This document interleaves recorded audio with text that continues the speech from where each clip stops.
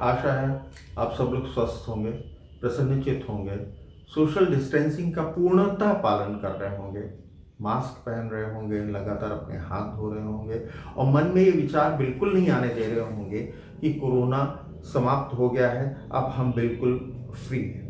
Social distancing का कृपया पालन करते रहिए और अपने आप को, अपने परिवार को सुरक्षित रखें। किसी भी व्यक्ति के जीवन में दो बड़ी महत्वपूर्ण चीज़ें होती हैं जो उसके जीवन को प्रभावित करती हैं और उसका कैरियर अफेक्ट करती हैं, सारी चीज़ें अफेक्ट करती हैं। उनमें से एक तो होता है भाग्य, ग्रह नक्षत्र जिनको आप कहेंगे।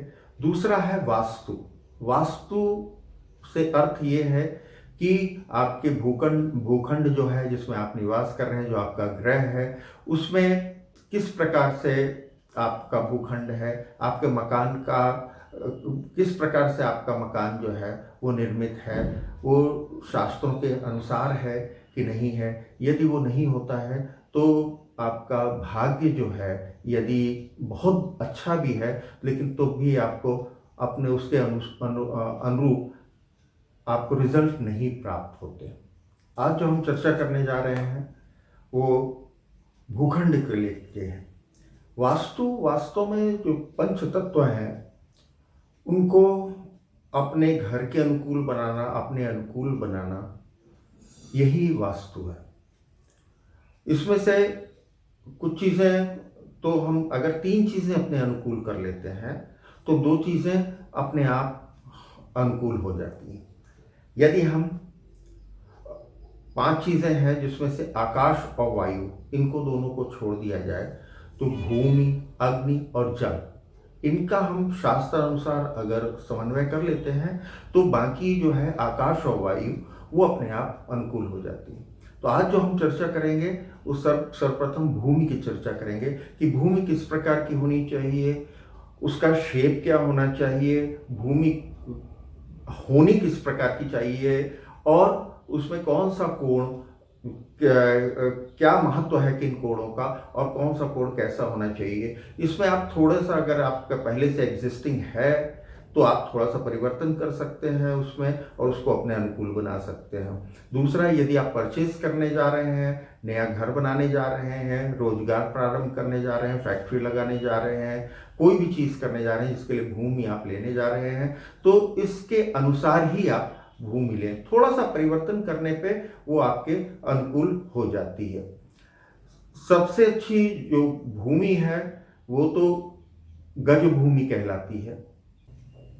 गज भूमि वो कहलाती है जिसमें ईशान कोण की भूमि जो है वो नीची होती है, बाकी सारी डायरेक्शंस की, चाहे दक्षिण हो, पश्चिम हो, उत्तर हो और उनके कोने हो, वो सब ऊपर की ओर होते हैं। ईशान कोण जो है वो नीचे की ओर होता है। ये कहलाता है गज भूमि। सर्वश्रेष्ठ भूमि जो कहलाती है वो गज भूमि कहलाती है।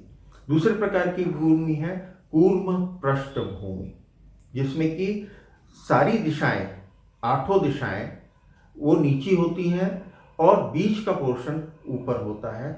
ये कहलाता है कूर्म पृष्ठ भूमि। ये भी अच्छी होती है। इसके अलावा फिर आपकी भूमि बाकी सब सेकेंडरी आ जाती हैं। ये 2 बेस्ट भूमियाँ होती हैं। प्लॉट, आपकी ज़मीन का साइज यदि आयताकार है, वर्गाकार है, ये दोनों ही बहुत अच्छे माने गए हैं, आयताकार और वर्गाकार। यदि वो वृत्ताकार है वो भी अच्छा माना गया है, उसमें कोई बुराई नहीं है। इसी के तरह अगर यदि उसमें 6 कोण है, हेक्सागोनल है, षष्ठकोणाकार है, तो वो भी भूमि आपकी अच्छी मानी गई। इसके अलावा जो भी भूमि होती है उनको आप चेंज कर सकते हैं। यदि आपके पास है उसको आप चेंज कर सकते हैं कि वो भूमि आपके लिए अच्छी नहीं है, उसमें बहुत सारी परेशानियां होती हैं। त्रिकोणाकार भूमि हो गई, इस तरह की जो भूमि होती हैं वो बहुत सारी झंझटें लेके आती हैं। तो आप भूमि जो है उसको इसी प्रकार से आप चेंज कर सकते हैं। डायरेक्शन के बारे में सबसे पहले बता दें, अभी भूमि के बारे में बात करेंगे तो डायरेक्शंस, 4 डायरेक्शन सबको मालूम है, नॉर्थ, साउथ, ईस्ट, वेस्ट, पूरब, पश्चिम, उत्तर, दक्षिण। इसमें जो बेस्ट 8, इसके अलावा 8 कोण होते हैं, 4 तो ये दिशाएं हो गई, 4 और दिशाएं होती हैं, जैसे कि ईशान कोण। ईशान कोण कहलाता है पूर्व और उत्तर का जो कॉर्नर है उसको हम ईशान कोण कहते हैं। आग्नेय कोण, आग्नेय कोण हो जाता है पूरब और दक्षिण, इसका जो कॉर्नर है वो कहलाता है आग्नेय कोण। फिर इसके अलावा अब आता है वायव्य कोण।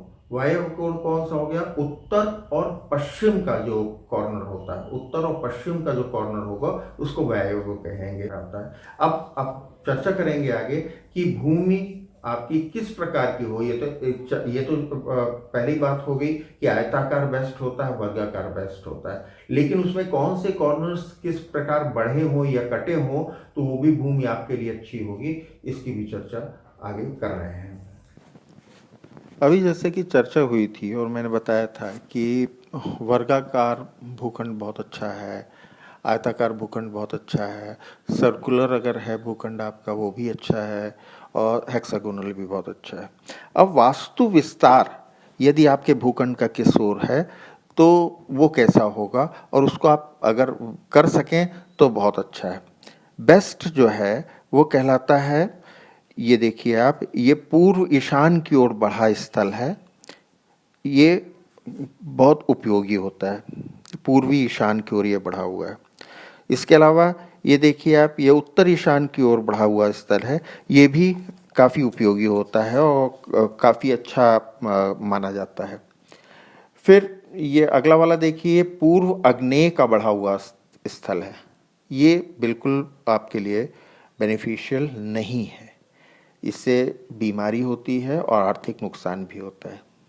ये दक्षिण आग्नेय का बढ़ा हुआ भाग है, ये भी अनुपयोगी है।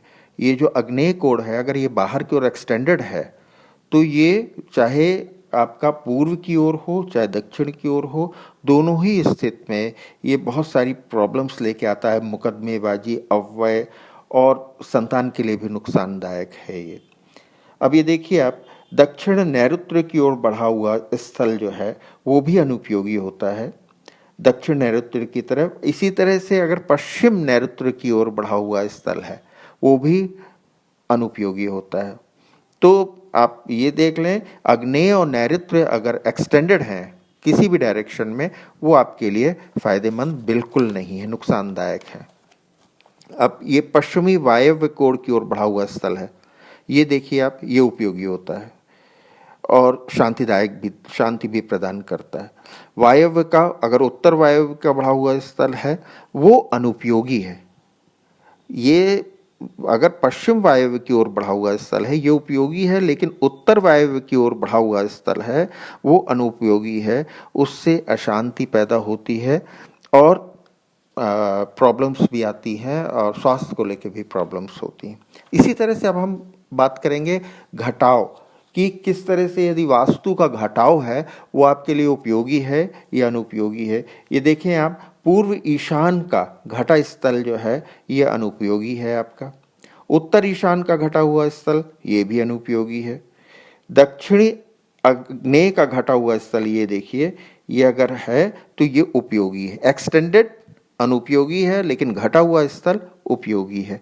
इसी तरह से पूर्व आग्नेय का घटा हुआ स्थल ये जो है ये भी आपके लिए उपयोगी है।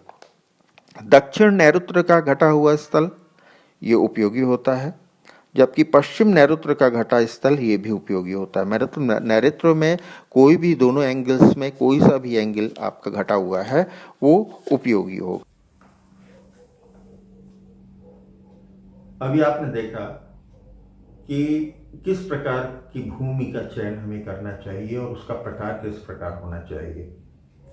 अब अगले इसके भाग में हम चर्चा करेंगे कि आपकी जो भूमि है उसकी किस तरफ रोड होनी चाहिए, किधर की रोड ज़्यादा उत्तम है और किस डायरेक्शन में वो जानी चाहिए वो ज़्यादा उपयोगी है, और आपके घर में जो पहले से निर्मित हैं उनमें और जो निर्माण कराने यदि आप जा रहे हैं तो किस कोने में किस डायरेक्शन में कौन सी चीज़ की जा सकती है जो कि वास्तु के अनुसार आपका घर हो सके।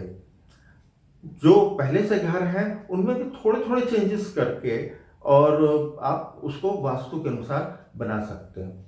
तो अगले एपिसोड में इसके बारे में चर्चा करेंगे। नमस्कार।